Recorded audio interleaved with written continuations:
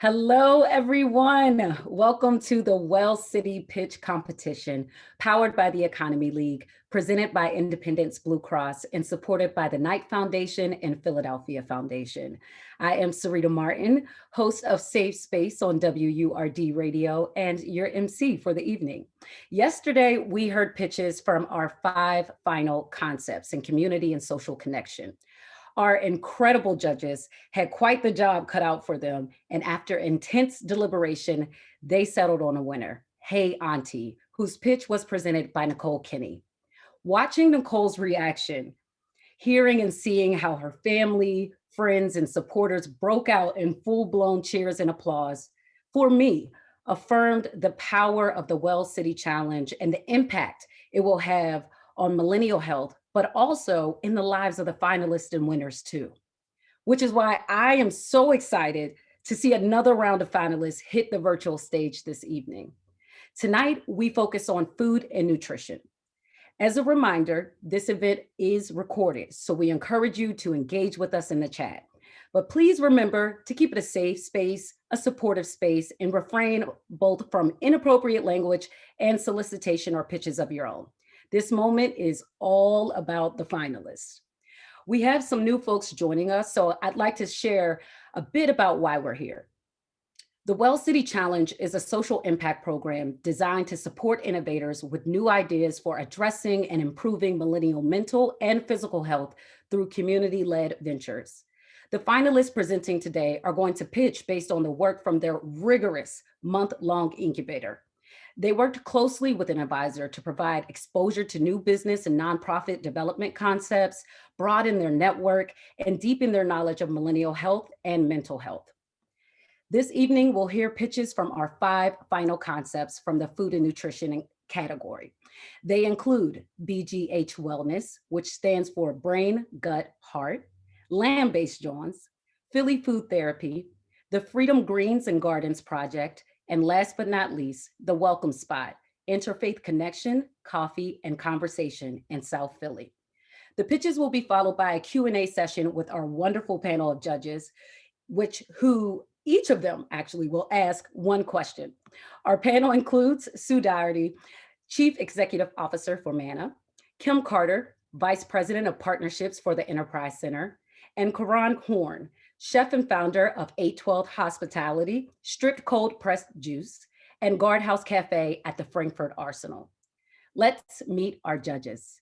Sue, Kim, and Karan, can you each take about 30 seconds or so to introduce yourself and share why you care about food and nutrition? Sue, we can start with you. Hi, I'm so excited to be here this evening and so excited about the event. So thank you for having me. My whole life, I've cared about nutrition and see the impact working at Mana every single day that food and nutrition has on the health of all the individuals throughout the Philadelphia community we serve. So I'm just so excited. I'm a registered dietitian and just look forward to the event tonight and looking forward to the difference that these programs can make. Thank you. And Kim?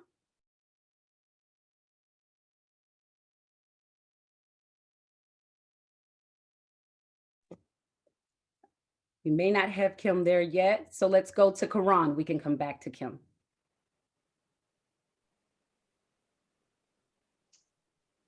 Hey everybody, how are you? Karan Horn here. My story is pretty unique. I was raised a vegetarian by my mom and dad, so I kind of had no choice there. But coming into adult life and also as a teenager, I went to culinary school. So I graduated as a chef and also minored in nutrition.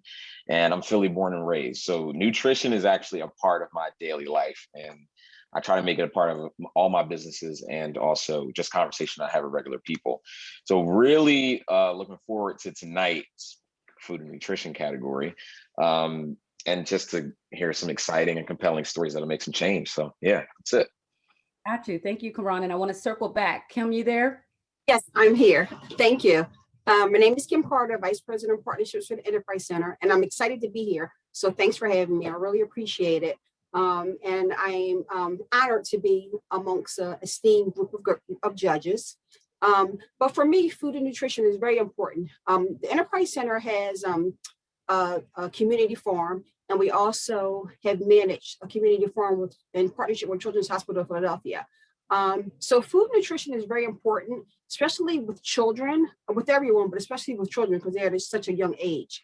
And I have witnessed firsthand children learning about farming and healthy eating and fresh fruits and vegetables. And it really has an impact on their life and really can change the direction of their health in the future. So that's why, for me, food and nutrition is so important. Thank you. Absolutely. Well, thank you. Our judges were chosen based on their considerable knowledge, as you just heard, of food and nutrition, making them the perfect fit to determine which concept will win the $10,000 in seed investment and move on to the spring accelerator for an opportunity to be awarded $50,000 in seed investment. We're so excited to hear about the progress our finalists have made to strengthen their ideas and provide each of you with the support to vote on your favorite concept. So please be sure to use the link in the chat to cast your vote. Voting will remain open for 24 hours. Our People's Choice Awards will be announced on Tuesday, March 9th, and the winner will be awarded with $7,500. Be sure to follow the Economy League to stay connected for the final results. You can find all the social media handles that you need right there in the chat. I'd now like to introduce two great folks at the Economy League, Nick Frontino, who serves as the Managing Director, and Chelsea Lowe, who serves as the Impact Labs Program Manager. Nick and Chelsea. Hello and welcome. Thanks for joining us to hear the Well City Challenge finalists pitch their solutions to millennial health challenges in the Philly area. I'm Nick Frontino, Managing Director of the Economy League, the organization behind the Well City Challenge. We're an independent nonprofit with a long history in Philadelphia. We like to call ourselves the region's think and do tank. We produce insight on the challenges and opportunities facing our communities and mobilize organizations and individuals across sectors around shared solutions for progress. The Well City Challenge is part of the Economy League's Impact Labs, where we work to connect community ventures and social entrepreneurs with the resources and relationships needed for impact in our communities. This work is a true team effort, and I want to take a moment to acknowledge everyone who has had a hand in it. The Well City Challenge is made possible by the support of presenting sponsor Independence Blue Cross, as well as the Knight Foundation, the Philadelphia Foundation, and the Economy League's Board of Directors. I'd also like to thank the diverse group of leaders who make up the Well City Challenge Advisory Committee and Recruitment and Selection Committee, as well as the 15 advisors who provided hands-on support to finalists during our social venture incubator over the last month. And a big thanks to Think Company, the local experience design firm that developed an amazing set of interactive workshops to help teams hone their solutions and sharpen their pitches. And thanks to Indiegogo, which provided Well City teams with technical assistance on crowdfunding. And last, but certainly not least, a big thank you to our Well City Challenge finalists. They represent a truly diverse and impressive range of perspectives and solutions, and it's their passion and energy that have made the Well City Challenge come alive. I can't wait to hear their pitches tonight. Now, it's my pleasure to introduce my colleague Chelsea Lowe, the Economy League's Impact Labs Program Manager. Chelsea? Thanks, Nick. I'm Chelsea Lowe, Impact Labs Program Manager at the Economy League. The Well City Challenge was inspired by Blue Cross Blue Shield Association's 2019 Health of Millennials report, which found that millennials, those born between 1981 and 1996, are in worse health than previous generations were at the same age. In Philadelphia, 1 in 3 residents is a millennial. These health challenges could make or break our economy. The Well City Challenge kicked off last fall with a call for ideas application that asked everyday innovators to submit ideas for addressing millennial health and mental health across 3 focus areas: community and social connection, food and nutrition, and mind and body. During the call for ideas, we received over 100 applications. After working with our recruitment and selection committee, we selected 15 finalists.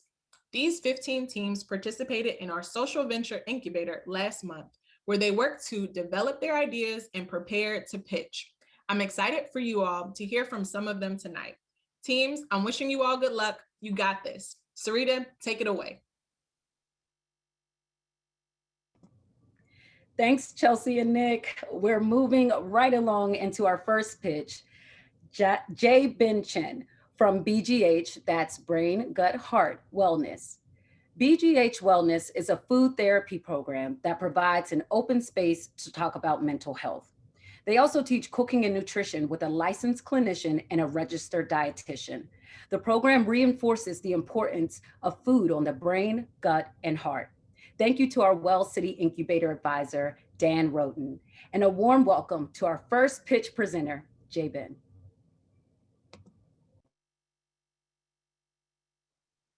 I was 11 when I came to America. It wasn't until when I was 13 as I learned to speak the language that I began noticing how alone and disconnected I felt from my community as I grew up in an all-white school. But every day I would come home and the smell of char from the wok hits me as I enter the front door. It instantly brought me joy, warmth, and sense of belonging and connection to my culture, my identity. My name is Jabin, and the founder of BGH Wellness. As a millennial myself, I want to bring this project to help people reap the benefits of how food can be therapeutic and how food is medicine, just like how it did and continues to help me. You see, our smell is the closest sensory to our emotional brain. Our gut fuels our body, but also helps with regulating biochemistries that can be exacerbated by stress. Our heart helps us breathe, and our 3 brains work together to help us feel, move, eat, and think, which is all part of our well-being, our wellness. Using food as therapy, the space to talk, share, and mitigate the stigma on mental health by using our senses to connect and build relationships and feel the connection our mind has with our body. We are social animals, more importantly, human beings, each with our own idiosyncratic and beautiful stories that define our culture, our identity. Studies have shown that people are happier and healthier when they follow a traditional diet that is wholesome, culturally appropriate, and part of their history. Currently, 92% of millennials feel their mental health has been affected by COVID-19. 80% believe mental health affects their physical health. And the top 10 prevalence in health conditions are mental and physical health conditions that have been proven and can be regulated with food. With this win, we will be able to roll out monthly events using the funds to pay for registered dietitian and licensed clinicians who will be facilitating the lessons. I am already working on a pilot program for the curriculums that will be virtual, in person when feasible. The initial fund will sustain 2 years of programming while we continue to establish our presence throughout the city and build partnerships with community organizations and sponsors. I am in the process of securing an IRB approval and approaching this project from a research standpoint to secure future grants by showing the needs for this project of millennials wellness. I have a board of amazing advisors from Jefferson's Counseling and Dietetic and Nutrition Department. We are in the work to foster a partnership and create a space for future healthcare providers to work and learn with the community on the importance of the brains and the mind and body connection to our well-being. My dream is to set a model for the rest of Pennsylvania and America to replicate to support the community. I truly believe this project can be life-changing and revolutionary for the community and for millennials just like me. Thank you, Jabin. Now we'll move into a Q&A with Jabin and our judges, who will each ask one question. If there is time, we'll be sure to save space for a question from the audience. So let's get started. Judges, Sue, Kim, Karan, any questions? Hey, hi. First of all, congratulations. This sounds amazing.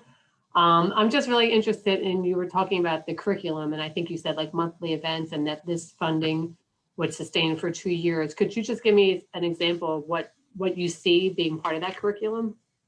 Yes. So what I've been learning is how stress and just how it affects our body, the physiological effects, and how food has been one of the things that can really exacerbate or balance how our biochemistries really make us feel, as well as especially when it affects us regards to anxiety and moodiness, as well as insomnia.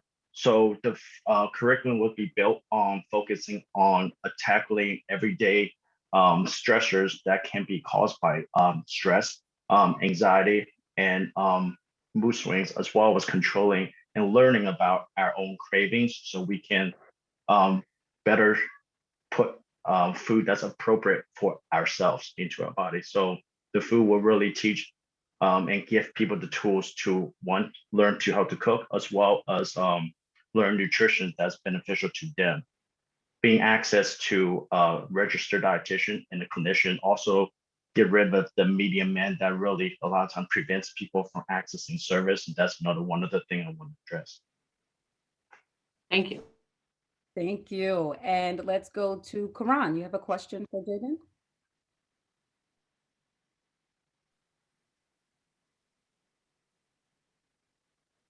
Okay, sorry about that. I do have a few, but I know I can only ask one. So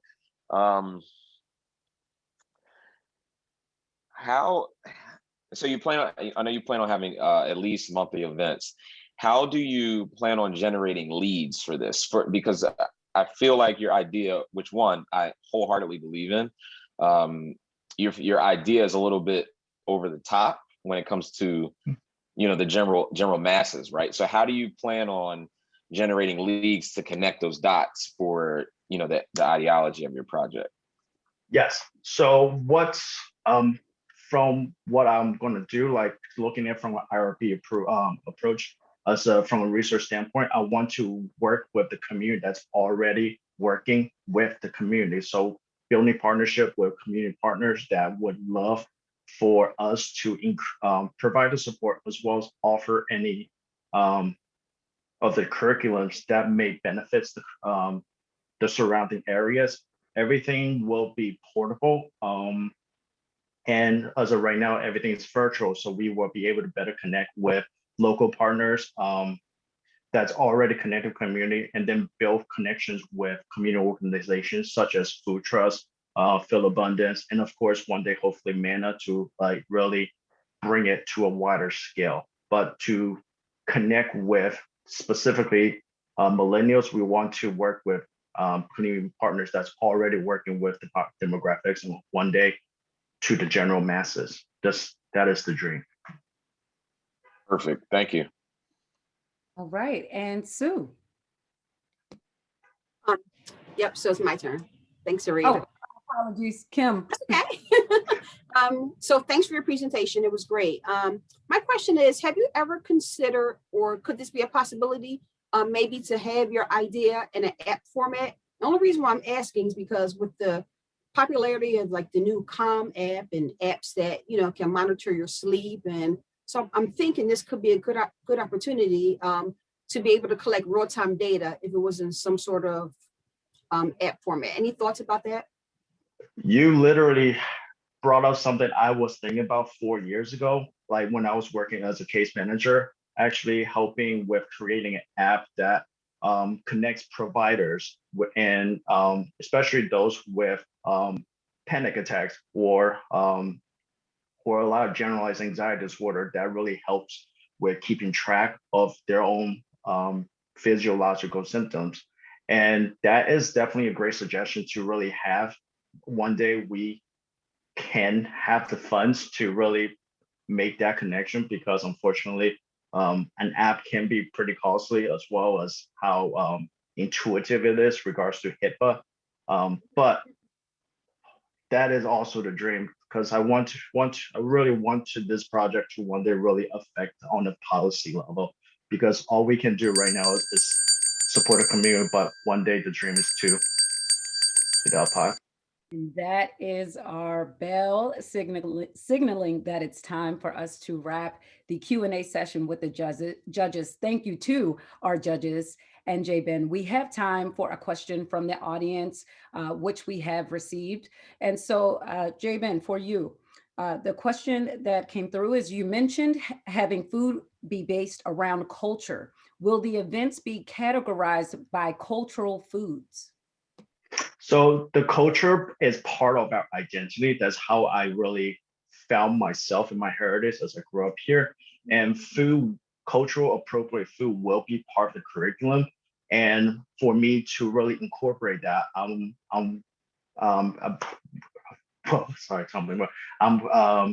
by doing so, to reach out to local community chefs that is unique to Philadelphia, as well as have different cultural backgrounds that will also be part of the curriculum to develop recipe that's really appropriate to a war say like origin, because we want to be mindful of how we name food and how we approach to individual diets, because everybody's different as well. Thank you for that. And we have time for, I believe, one more question. Have you given any thought to working with insurance companies to have your services covered under medical insurance, if that's possible?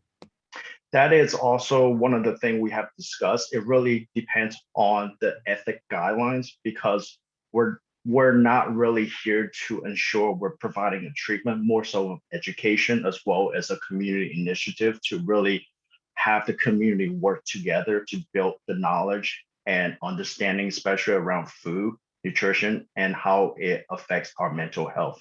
But it is one of the model we have thought about to really sustain the company also in the long run for revenue. But again, it really depends on how we set up the ethics guideline for the company to follow.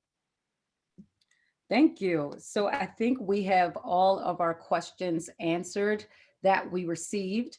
And so thank you to our audience for submitting those. And Ben, thank you so much for taking the time, to respond to them and get those questions answered.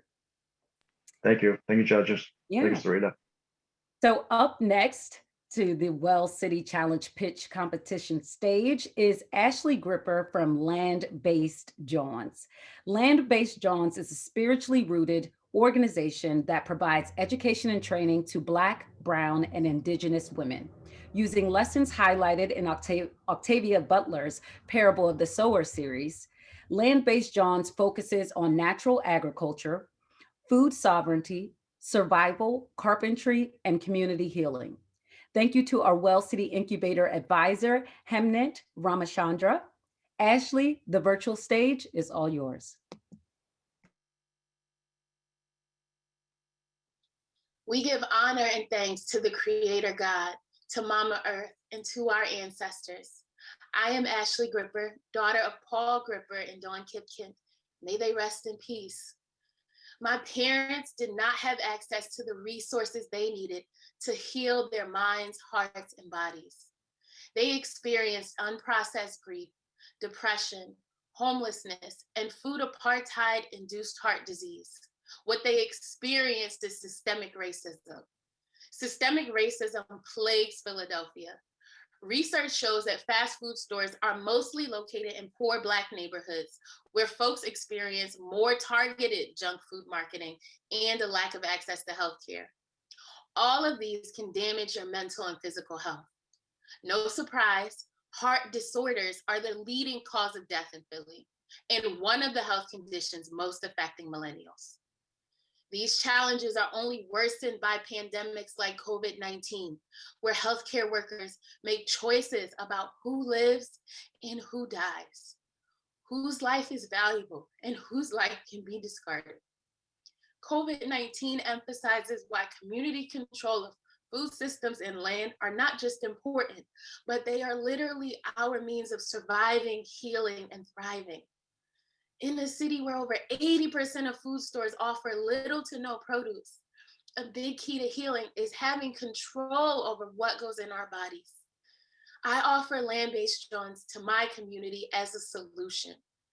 Through a 4-month Skillshare, we provide education and training to Black Philly women on agriculture, food sovereignty, carpentry, and land-based living. Our workshops are guided by the skills highlighted in Octavia Butler's Parable of the Sower. I created LBJ as a way to foster healing from the wounds of systemic racism, to foster healing in our relationships with the land and with each other. We help Black women develop tools to be self-sufficient and build self-sufficient communities. I mentioned before that Black folks in Philly experience a lot of junk food marketing, fewer supermarkets, and greater negligence in healthcare.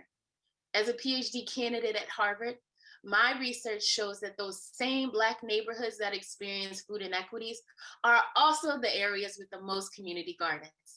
This speaks directly to concepts of collective agency, community resilience, and self-determination. Where there has been disinvestment leading to vacant lots, Black folks have created spaces to gather, share information, and for their families and communities to access quality and nutritious foods. This is the work that Land-Based Joints hopes to continue. We offer gardening, building, and land living workshops. We spell out the connections between food sovereignty and health to develop communities that are collectively self-sufficient, self-reliant, and self-determined. Peace. Thank you, Ashley. Now we'll move into a Q&A with our judges who, again, will each ask one question. If there's time, we'll be sure to save space for a question from the audience. Judges, we can keep with the order of original introductions, that being Sue, then Kim, and we'll end with Karan. Sue, we'll start with you. Great, thank you so much. That was such a powerful presentation. I guess my question really kind of relates more to the workshops. And do you see these workshops, are they going to be traveling like throughout different communities, or will they be housed in one location? So the workshops are open to Black women across Philadelphia and the greater Philadelphia area. Most of them will be located at Bartram's Gardens because we've already established a partnership there, and it makes sense to host gardening, carpentry, and some of the other workshops that we're doing on a space that has access to like 30 acres of land. And that is a strong institution in the community. So that's the goal for the immediate Skillshare. Long-term, we have hopes of acquiring land where we can have up to 20 to 30 acres to host folks from the city in retreats and stuff like that. Thank you. Mm-hmm. Hi, Ashley. Powerful presentation, so thank you very much. Do you offer any type of, because I would like for your message to reach as many people as possible. Do you offer any type of virtual workshops, or is everything physically hands-on? Our first workshop was actually on February 20th. We hosted a workshop called Land is at the Center, where we introduced land-based joints and had a panel, an intergenerational panel featuring youth, elders, and folks in between, talking about the history of Black folks' connection to land as it relates to food, as it relates to community, as it relates to spirituality. So we got a lot of positive feedback. Over 100 people attended.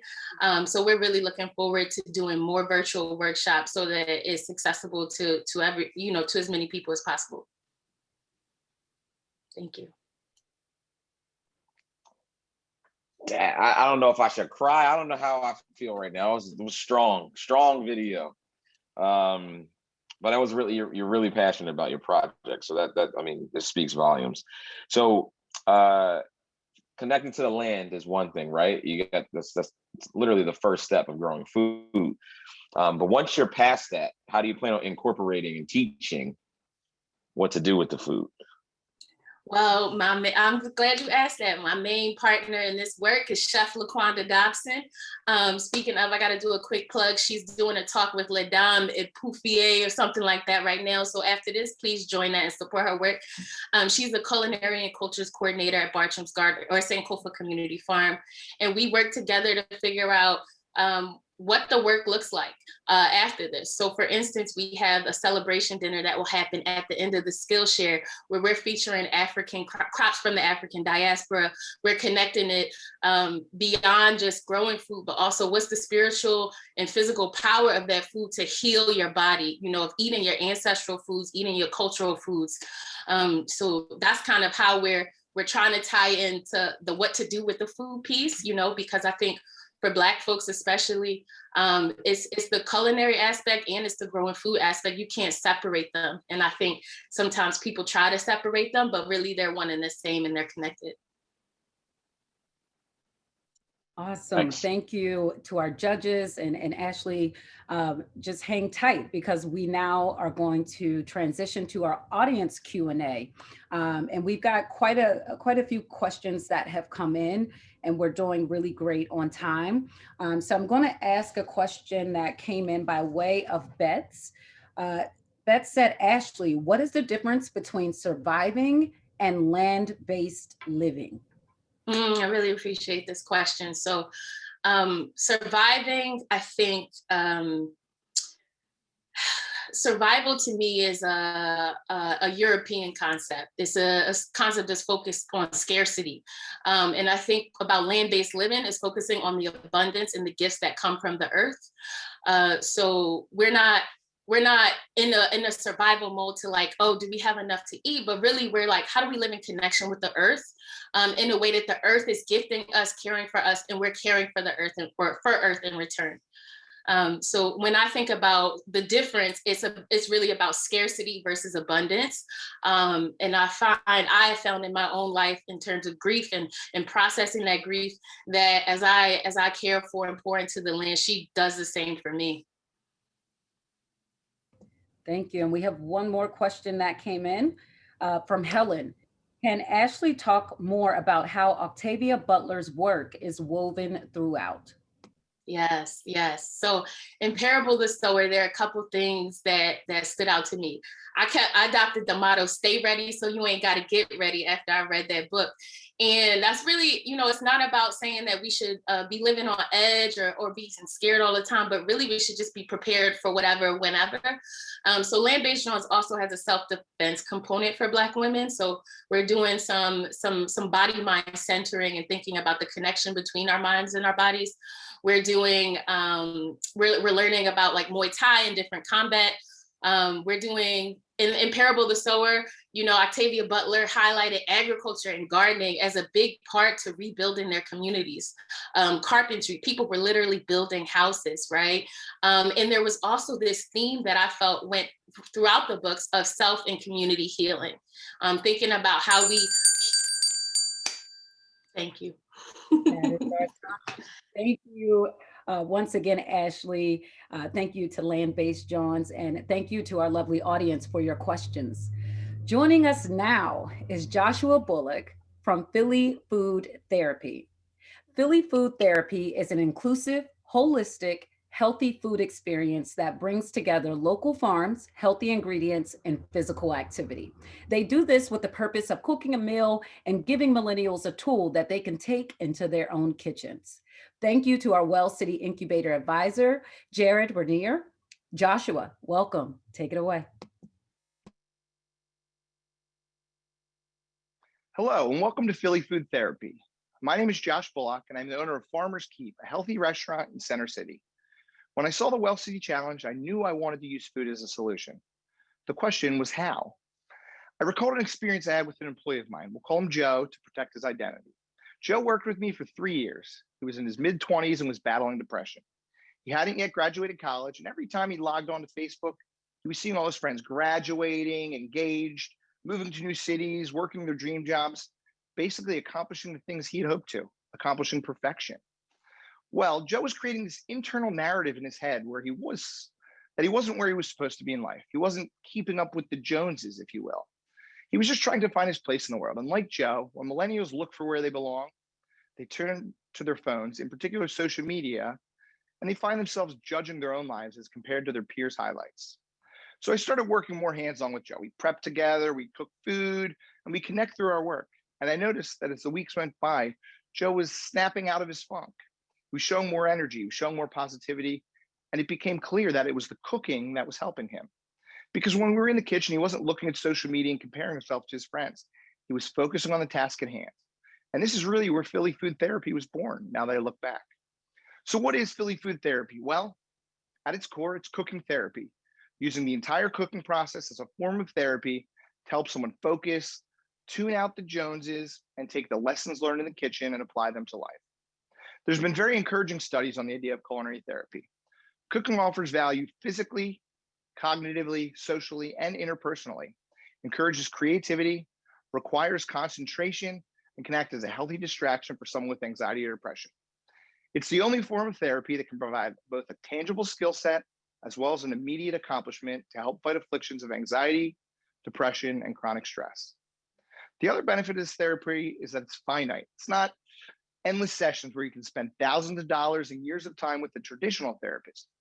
You'll leave your first session with a concrete way to help and heal yourself. As a startup, it's a low-cost venture. It's me with my chef tools, a bag of groceries, and the people I'm helping. As clientele is built up, funds would be allocated to train additional chefs. From there, we should be bringing in enough funds to build communal kitchens in multiple neighborhoods, furthering our reach.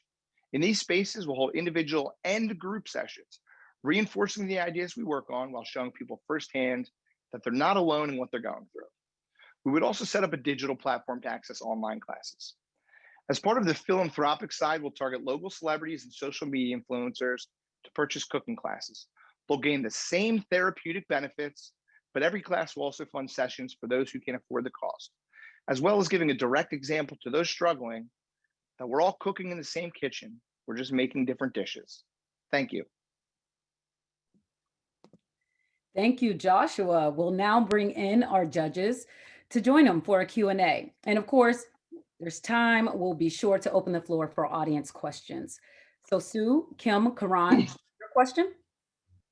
Great, thank you. Thank you so much for the presentation. This is tough. There's only one question we get to ask. I feel like I have so many. But I guess, do you have a sense of how many people you think you could reach in a targeted period of time? Yeah, well, I wasn't ever given, I guess, a targeted period of time, but I think that one of the great things about this idea is that I think working it out and bringing in kind of the social media influencer and celebrity side, it's going to organically and exponentially grow. I mean, if you have one social media influencer and their followers start buying in and they start posting, just had a great session. Now other social media influencers get involved, other celebrities get involved. And now the message is just reaching that many more people that it kind of organically grows and spirals from our city to wherever.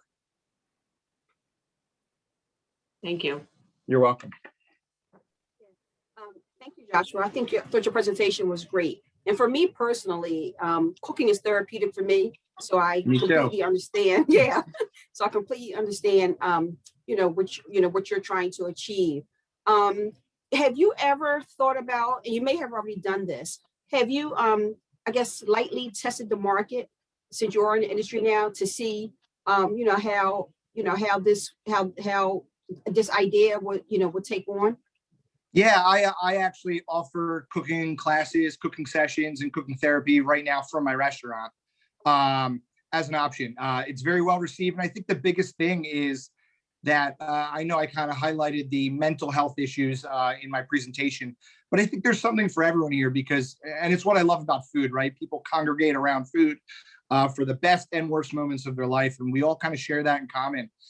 And I think that tapping into that is something that really speaks to people. I also think there's a lot of lessons that you learn in the kitchen that can really help people suffering from anything or really just looking for some change in their life. I mean, me and my wife, when we're having issues, we hop in the kitchen together because it opens up lines of communication.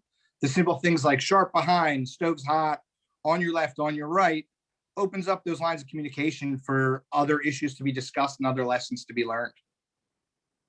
Thank you. Thank you.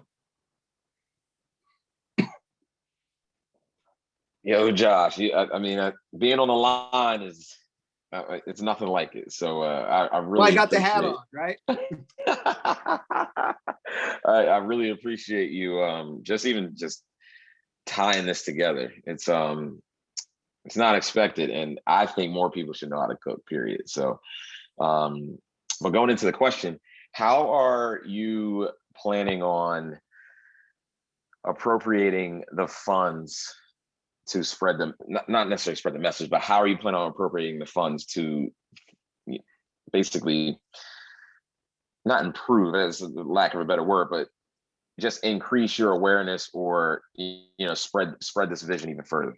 Yeah, I think one of the things that really helps spread it is that buy-in from celebrities, even just local celebrities and social media influencers. And I think a big part of that is getting proof points together, right? I know anytime there's a new type of therapy, people are skeptical. So I think kind of whether it be at first taking this money, and obviously a website is probably first, but hiring a videographer or photographer to help develop videos of these sessions to use as proof points, taking that to these celebrities and to these social media influencers to show them here's the effect you'll have when sponsoring these sessions. I think that's probably where like the funds at the beginning will go, as well as just funding sessions for people that can't afford them right now, or for millennials looking to do this as kind of a pilot program, if you will. The money will help with that so that we can then again use their word of mouth, their social media advertising to help spread the word about it and grow it. Cool. Thank you, man. All right. Well, listen, thank you to our judges. Joshua, listen, stay on because we have some audience questions that have come in. This is from an anonymous attendee who asked, community kitchens are expensive to join. How will you keep cost and fees lower for low-income individuals? Yeah, so I guess when I use the term community kitchen, I mean more a space that people can come and do sessions and take classes in. These sessions will be funded the same way sessions in home would be, using the money from the sessions that we're selling, cooking classes to fund people having these sessions. I think donors and buy-in would be a big part of it as well. And I think really the restaurant community itself could be a huge advantage to this program. There's a lot of dead hours. I mean, there's hundreds, if not more, restaurants in Philadelphia alone that are only open for dinner that I'm sure to be involved with something like this would open their kitchen up during the day for free sessions, again, to help people that need it.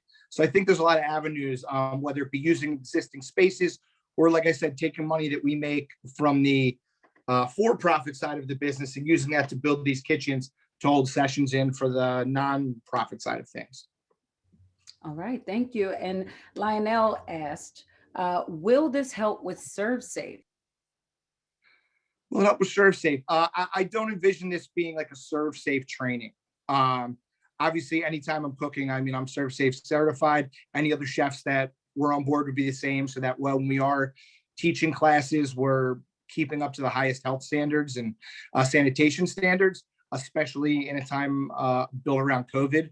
But I think that ultimately we're not looking to train people to be ServeSafe restaurant certified. We're more trying to help them grow themselves and help with their mental health and their overall health. Got you. Well, listen, Joshua, thank you. And thank you to our audience for your great questions. So we're going Thank to you, keep everyone. this. Yeah, we're going to keep this program moving. We've now reached our fourth pitch presenter, Gianna Murdy, founder of Get Fresh Daily from the Freedom Greens and Gardens Project. This project reimagines Malcolm X Park and surrounding blocks as a destination for wellness in the heart of West Philly by providing space, community, and ongoing opportunities for millennials to be well and to thrive. Thank you to our Well City Incubator advisor, Donovan West. And welcome to our pitch presenter, Gianna.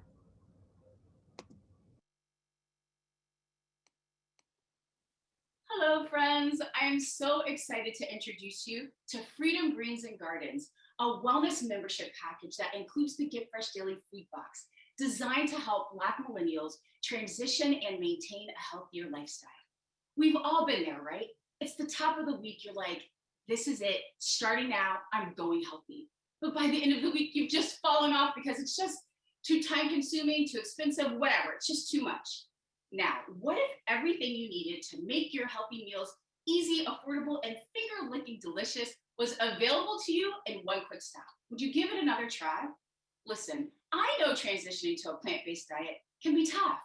And if you live in West Philly where I work, junk food's on every single corner, ads promoting it all like it's okay. It can be impossible. Doctors and studies say you should be eating healthy, but the healthy lifestyle does not feel designed for you. Fresh fruits and vegetables are more available, but fresh produce does not always equal healthy meals. Back in May, I started virtual cooking classes to teach folks how to prepare these foods in ways that were nutritious and delicious. 40 classes in, and I've never repeated a recipe, and our young families are using these recipes regularly with pride and confidence. Maintaining a tasty plant-based diet requires specific pantry staples like plant milks, tahini, nutritional yeast that can be hard to find and overpriced. Our folks are driving all over the city to find these ingredients, and that's not right. The Get Fresh Daily Food Box solves this challenge by providing millennials in West Philadelphia with all the plant-based pantry staples they need to transition and maintain a plant-based diet within walking distance of their home. The monthly box is a curated wellness experience that includes these recipes, pantry staples, and fun stuff like aprons, chef hats, curated playlists to use while they're cooking. Our recipes are all approved by a registered dietitian and nutritionist who is also Black. You'll pick up your box at Freedom Gardens, planted right across the street from Malcolm X Park, a destination for where our members meet, learn to make healing teas, harvest herbs for a recipe, or just breathe. Other companies do deliver plant-based foods, but no one centers Black people in their wellness experience like Get Fresh Daily. The Black community is the #1 fastest growing demographic in the plant-based market. I have experience bringing a wholesale product to market. I have signed letters of agreement from stakeholders excited to partner with us. We've got the customer base, the personnel, the experience, and the infrastructure to launch this pilot tomorrow and scale it immediately. All we need is your faith and your funds to make it happen. So here's to us, y'all. Health is the new wealth. So let's get rich.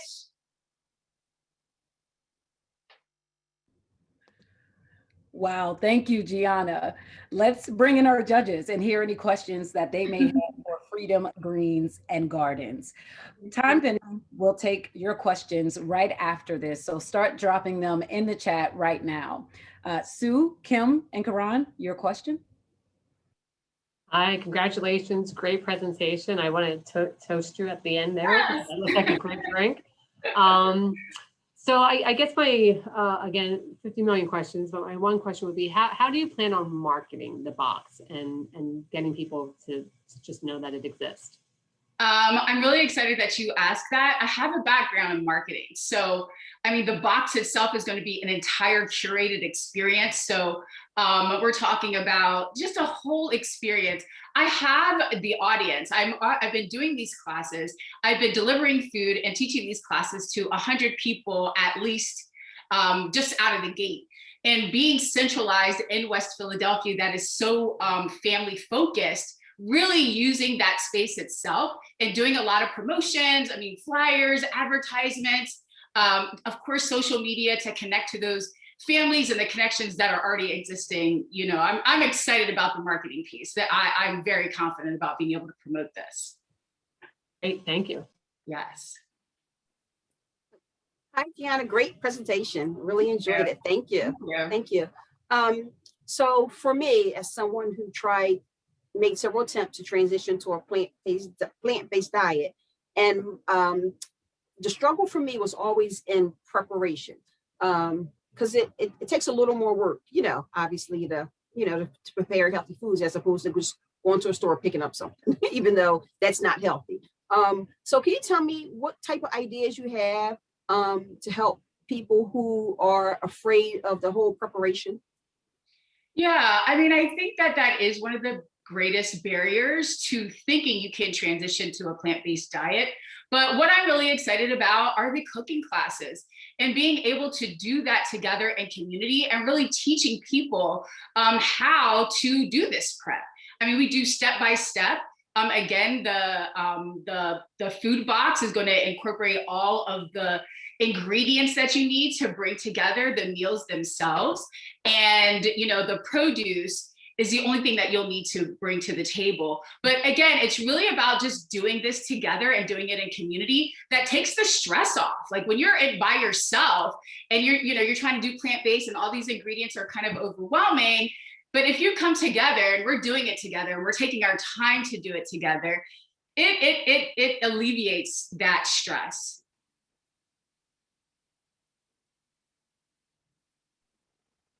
Yo, Gianna, how are you? I'm doing well. How are you, Karan? I'm good. Thanks for asking. Okay, so, oh, man, I was gonna ask two questions. Is your intent to give these as free as much as possible? There is a fee. I mean, you know, we have to charge something. And I should say, you know, again, as part of this entire wellness experience, there are 4 components, right? So we have the box itself that has the pantry staples. It includes the recipes, it includes the cooking classes, and it also includes access to the garden itself. So that is a space where people can come in, harvest the herbs and the plants that they need for the recipes, as well as taking different classes, yoga classes, art classes, you know, anything, or even just kind of being in this beautiful space. So we do have to charge something, but we're looking at, you know, a nominal fee. Again, this is something that would be delivered once a month. So it's also not like this incurring like every single week. It's enough of the ingredients and everything that you would need for the entire month. That correlates with 4 different recipes. And we would also be doing a lot of fundraising and, you know, kind of like the buy one, get one kind of model where we can charge folks who can pay the full price to help offset the cost for those who don't. And we're also working on, you know, having this be SNAP approved, which is super exciting. Nice. All righty. Thank you, judges. We're going to transition a bit to our audience Q&A. I see there are questions already rolling in. Loves, if you haven't already, go ahead and drop your question in the chat box. We have a viewer who asked, are the classes virtual so that people will be cooking along in their own kitchens? Yes, that's such a great question. So again, I've been hosting these cooking classes since May. I think we're up to like 45 classes at this point. And one of the most beautiful components is that it is virtual. So you're here in my kitchen. This is where I do my cooking classes. And then I'm meeting you in your kitchen. And so we now are forming a community that is so much more intimate. I mean, the community that we've been able to build around these classes and, you know, just the intimacy, you know, we really are building community. We have built community. You know, we see your child running around in the background and, you know, how's he doing today? And, you know, building these relationships that are really personal also builds out community. So I'm really excited about the fact that, we've been able to make such gains, way more than I have been before, to be able to connect people with this food and being the skills to go plant-based in their own home. I think it's just a game changer. And we received a question tied to marketing. Bethany said, marketing the plant-based life can feel very intimidating to consumers. Are you marketing the switch to a plant-based life or simply learning how to eat more veggies? I am definitely promoting and marketing a transition to a healthier plant-based diet. And I say that because we're really focusing on meeting you where you are. Where are you in your transition to living a healthier lifestyle? It is very much focused on this transition because we know going from eating at Popeyes right now or whatever, eating fast foods, but knowing that you do want to eat healthier, how do you get here? And how we do that is by centering particularly people of color in this conversation. So our recipes are things like a vegan mac and cheese or a healthier spaghetti or, roasted veggies. It's things that people are always familiar with. All right, there's the bell. Gianna, thank you so much for all the additional information that you provided, and to our audience, great questions. Gianna, there are additional questions that are still coming in, so I definitely encourage you to head over to the chat and respond to those. But for now, you all, like time flies. We have already reached our 5th and final team. So I hope you are ready. Up now are Hades Frucher, Rena Pressman, and Dasi Frucher from the Welcome Spot, Interfaith Connection, Coffee, and Conversation in South Philly. This group uses hyper-local and existing faith communities to develop programming and create space for millennials to connect over excellent coffee. Thank you to our Wells City Incubator Advisor, Sally Guzik. And welcome to our final pitch presenter, Dasi.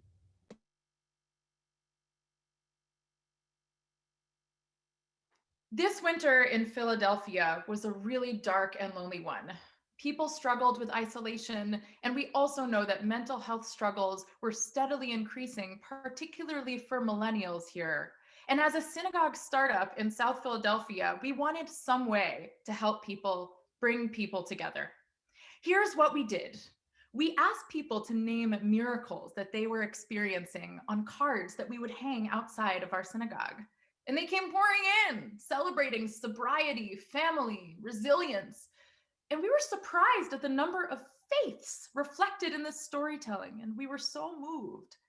But I also saw that people who were struggling were using a language of faith to cope, a language of faith and spirituality that transcended a single religion. Decades of research show that individuals use spirituality and religion to cope during times of stress. And we at the Stiebel, that synagogue startup I mentioned, want to make sure that there are enough faith-based spaces for millennials to heal and find nourishment at this very difficult time. But that's not all. We know that millennial women struggle 40% more than millennial men with mental illness. Enter the Welcome Spot, a monthly interfaith gathering space for millennial women to connect over local food, ritual, and cross-cultural and spiritual conversation. We're going to invite new mothers, doctors, lawyers, engineers, teachers, clergy, artists, everyone, each reflecting the diverse experience of religious expression, to bring their faith into the room as a part of their healing, our healing. Because not only do the data show how important it is to connect with our neighbors, but as a millennial woman and as an ordained clergy person myself, I know how nourishing both spirituality and solidarity with people different than myself can be. As an existing spiritual community, we already have the cozy space to gather. We've even started the work, the sacred work of building relationships with our neighbors. We want your help at the Welcome Spot to make more space for miracles. With your help, the Welcome Spot can create a monthly gathering space where millennial women, as a part of a project to address holistic emotional and spiritual health, can come together across faith and great coffee to make a healthier, more united city. Thank you. Thank you, Dasi. So let's bring in our judges, Sue, Kim, and Karan, to hear what question they have for the welcome spot. Following that, of course, time pending, we will open the floor for questions. Sue, any questions for Dasi? Yeah, no, congratulations. Great presentation. I guess my question that I would have is the monthly meetings, do you picture them being very like open-ended meetings, or do you picture having like a formal, more agenda set with certain skill sets or expertise? Thank you so much for your question. We want to develop a curriculum, a facilitator curriculum, and also empower the women who are coming to the welcome spot to facilitate themselves. But in order to do that, that's part of why we're dreaming for this funding, to make sure that everything is culturally appropriate, to make sure that we're doing really good empowerment work. And so it will be like a structured gathering space. We hope to integrate ritual, right, into that in addition to food, and create that model for structured engagement. Great, thank you. Hi, Dasi, how are you? Thanks for your presentation. It was great. You mentioned a lot about mental health, because mental health is very important. And you connected, I guess, how food and nutrition, can affect people's well-being. So will the focus of the meetings, you said it's going to be a curriculum. So the focus on the meetings be mainly around mental health, or will be different topics create based on your curriculum that you plan on creating? So actually, it's interesting. Faith speaks to every experience that we go through, spirituality. So like, for example, fertility, right? Nothing to do with mental health or food, right? But I'm imagining, what it would look like for a multi-faith group of women to bring their sacred texts to talk about that question and share food, right? The mental health piece and the food piece are the glue here, right? Like that's not like, come talk about mental health and food. It's more like, come get nourished. And these are the tools we're going to be using to create that nourishment. Thank you. Dasi, what up? Hey. I'm just really struggling with this one question thing, but I'll get to it. Who is your target? I know you said women, right? But I think that covers a pretty broad scale. Do you have a like, who is this person? And obviously you're going to branch out, I'm sure, to other people, but who is this person? Yeah, we talked about this, and we are community organizers here at this table. So we want to really lead with what people need in this community. We want to listen to people, figure out what folks are looking for and searching for. And one thing we've learned so far is that elder millennial women, so like women who are in their, in their like 30s, kind of going through maybe a different phase of life than the very, very beginning. That's our target. And particularly those who have felt marginalized in other kinds of spaces that don't invite their faith to be a part of the conversation. So people who are like, yeah, I go to Bible study, it's awesome. I didn't know there was a place where I could be a cool millennial and do that, right? So listening to folks, and also a very specific elder millennial woman who I don't know what that is, who really, really prides herself on her faith tradition. Awesome, thank you. Thank you. Thank you, Dasi. So we're now going to open the floor to receive your questions, love, for the welcome spot. Please drop them in the chat if you haven't already, but we have started to receive some. So Dasi, someone asked, do you see your program expanding outside of South Philly? Hi everyone, I'm Rena. I'm working on this project as well. We ideally are going to be starting in South Philly. It's going to be hyper local. We'll get the local food co-op and some restaurants involved. But ideally, we'd love to create a curricula and work with other cities to help them develop their own similar projects. Got you. Thank you, Rena. And looks like we have a second one here. are the gatherings virtual, in person, and or hybrid? Do you see it changing? You know, COVID time means you have to be really, really creative with how to connect to people. So we've been like dropping off food at people's doorsteps and talking to them so far, but we'd love for these things to be in person. If we can't, we will meet online. And if we can't, you know, fully meet in person, we'll meet outdoors with CDC guidelines, but really just to get super creative about connecting to the best of our ability in a local way. Got you. Well, thank you. I think that wraps up all of our audience questions that we received. So Raina and Dasi, appreciate you both. And now, loves, man, thank you to the Welcome Spot and all of our finalists. We want to say seriously, congratulations on the progress you have made throughout the incubator. Now our judges will move into final deliberation for which concept will win the $10,000 seed investment. While our judges step away to discuss, we can talk about some business like the People's Choice vote. So if you haven't already checked the chat, head over there now to access the link that will allow you to vote for your favorite concept to win the $7,500 in seed investment. Remember, voting will stay open for 24 hours, and then the winner will be announced on Tuesday, March 9th. Now, if a concept wins both the grand prize and People's Choice vote, they will receive a grand total of $17,500. So please know your vote counts, so make your voice heard. And since the judges are away, we can play a little bit. So I have a few questions prepared for our wellness trivia. The questions this evening are related, of course, to our category, which, as a reminder, is food and nutrition. I hope you all came prepared to share your knowledge of millennial health. So let's get started. The first question, make sure you got your thinking caps on, y'all. Which 76ers player used TikTok to give us a glimpse of his effort to reduce COVID-19 interruptions to the player's core nutrition plan? Was it Joel Embiid, Matisse Thybulle, Tobias Harris? Which one of those three was it?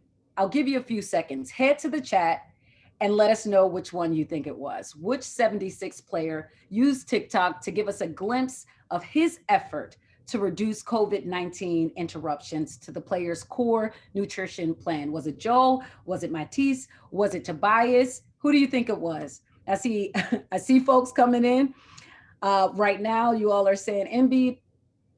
I see Harris. I see Matisse. Cast your vote on this one. Who do you think it was? And don't be shy. You can drop your comments and drop your response in the comments section. Okay, I see some coming in for Harris. Matisse. All right, so it's kind of a mixed bag here. So I'll tell you who it was. It was Matisse Thybulle. In the TikTok video, he's shown pulling up to the Sixers training facility with a trunk full of all the supplies needed to make sure none of their core nutritional guidelines had to change. You talk about if you stay ready, you don't have to get ready. I believe that was Ashley that said that a little earlier. This was a perfect case of that, So let's move on to our second one.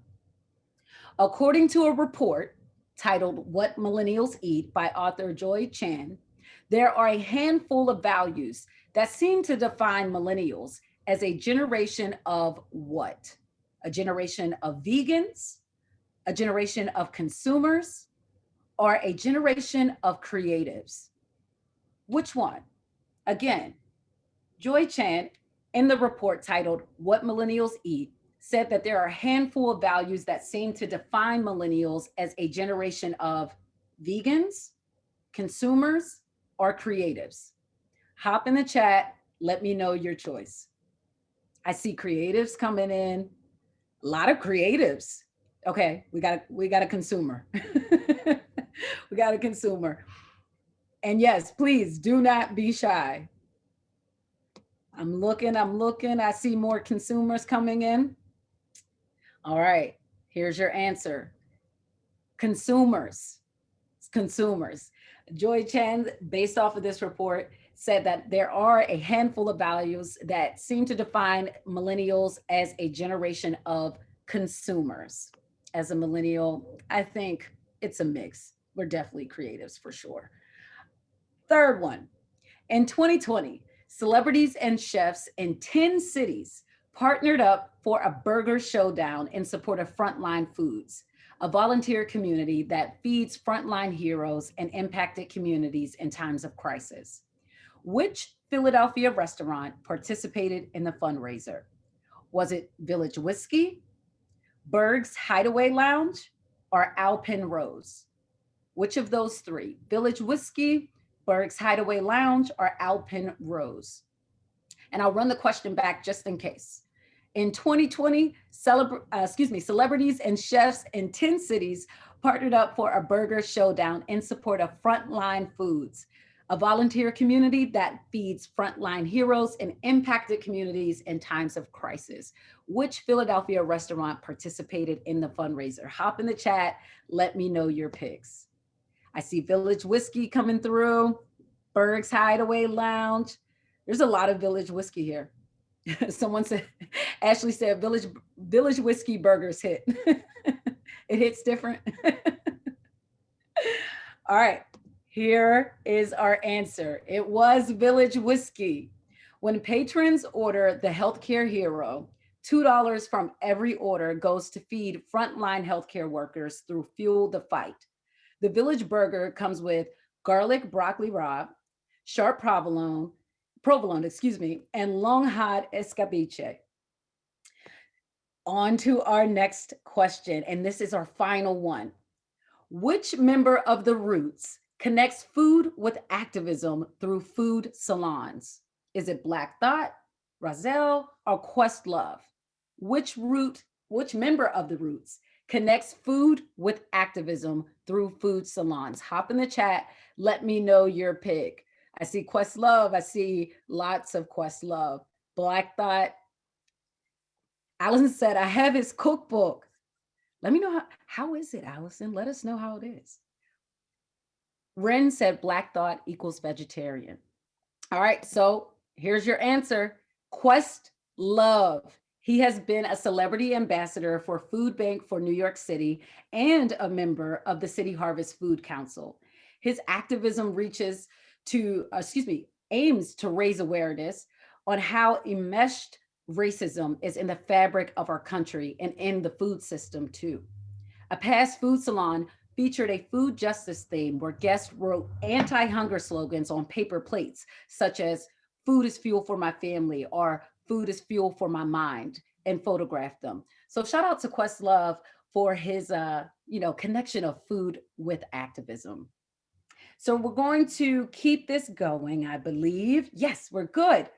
I want to thank you all so much for participating in our wellness activity and flexing your memory muscles and all that you know.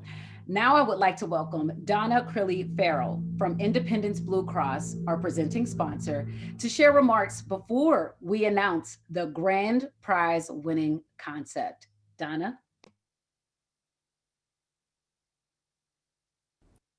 Hello, I'm Donna Crilly Farrell, Senior Vice President of Corporate Communications for Independence Blue Cross, and it's great to be with you this evening. Independence is proud to partner with the Economy League of Greater Philadelphia to present the Well City Challenge. We came together to address a problem that the National Blue Cross Blue Shield Association identified in its Health of America report on millennial health. That report was startling. It found that the largest generation in the United States today, the millennial generation, is less healthy than the generation before them. In fact, millennials have seen double-digit increases in 8 of 10 major health conditions, particularly behavioral health conditions. If these trends are allowed to continue, the impact on life expectancy, our economy, and general quality of life will be severe. Millennial health is now a top priority at Independence and across the Blue system. We believe well-designed, community-based solutions can turn around these alarming trends.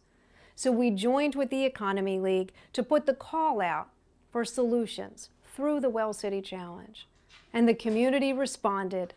We received more than 100 outstanding applications in our 3 categories: community and social connection, food and nutrition, and mind and body. Tonight we saw 5 finalists in the food and nutrition category pitch their concepts. Please join me in applauding them for their outstanding efforts. They share an inspiring commitment to improving the health and well-being of people in southeastern Pennsylvania. With ingenuity and commitment like this, I believe we can turn the tide on millennial health challenges. And now, on to the big announcement of the winner of the Well City Food and Nutrition category. Thank you, Donna, and thank you, Independence Blue Cross. And with that, the time has come to announce the grand prize winner. A quick refresher: the winners of our grand prize will receive $10,000 in prize money and move on to the accelerator this spring. So, what team and concept are the grand prize winners? Everyone help me from wherever you at, all your good energy. Give me a good drum roll. Congratulations to the Freedom Greens and Gardens Project. You are the winners. We're going to bring them on. Oh, wow, this is exciting. Again, the Freedom Greens and Gardens Project. Thank you so much, everyone. Hey, Bud. So I like, congratulations. We have a few seconds for you to just give a few winning remarks. My winning remarks are I'm just so excited because my community needs this. This is serious. This is serious business in my community. Our lives and death depend on our transitioning away from these unhealthy foods and transitioning into a plant-based diet. So I'm just so excited to be able to bring this to life. We've been thinking about it for so long, and we are so excited. And I just have to do a couple of shout outs. First of all, I have to shout out Global Leadership Academy, who has always had my back with this. The garden is actually at their school at 52nd and Pine. That's right across from Malcolm X. So thank you all so much, Dr. Booker, Miss Evans, Miss Tyler, and Mr. Choice. And then I want to shout out my family, my mom, all my friends. I also want to shout out Greener Partners because they actually really helped me put this proposal together earlier in the year. So I'm super excited to work with them. I also want to shout out my soror, Candace Richardson. I'm shouting her out because she really put me down with so much support from the very beginning. And last but not least, my son, who is my number one. Awesome. Well, listen, congrats, Gianna. The Freedom Greens and Gardens Project. You all know our winners now. And with that said, it's time for us to get out of here. So once again, thank you all for joining us this evening. What an invigorating experience to see the work being made to improve millennial health and mental health in the face of challenges that could make or break the economy. The Freedom Greens and Gardens Project will be moving on to the Well City Challenge Impact Accelerator this spring. All of the grand prize and people choice winners will join the Impact Accelerator this spring and have the chance to win $50,000 in seed investment. Only one team, though, will be selected when the accelerator concludes. As a reminder, don't forget to vote for People's Choice. It's now online. It'll be there for the next 24 hours. So make sure to share the link in the chat with your friends, your family, social media, all that good stuff, and ask them to cast their vote for your favorite team. And please be sure to join us tomorrow for the Mind Body Pitch competition. You can find the link to register in the chat. And listen, it's always, this is our second day, and the team and I were just kind of laughing behind the scenes how this moment is always emotional, like when we announce the grand prize winners, because we don't know until this very moment. So we just want to say again, congratulations to the Freedom Greens and Gardens Project. Thanks again to Independence Blue Cross and the Economy League, and have a great evening Thank you for helping to make Philadelphia a well city.